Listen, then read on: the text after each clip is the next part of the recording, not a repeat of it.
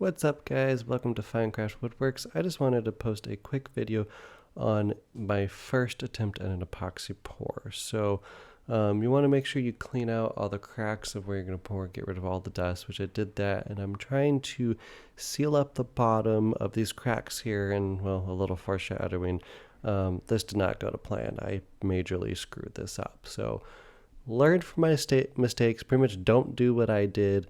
The quote-unquote epoxy tape that I got off of Amazon, the stuff sucked, and then I just thought I would try using painter's tape to hold it in place, and well, it didn't work very well. But thankfully, I had enough foresight to put some plastic down, so that really saved me.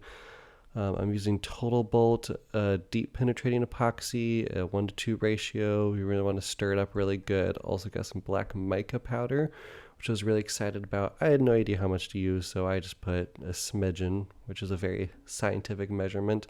Here I'm starting to fill the gaps. At first it goes great, and I thought everything's going to be okay.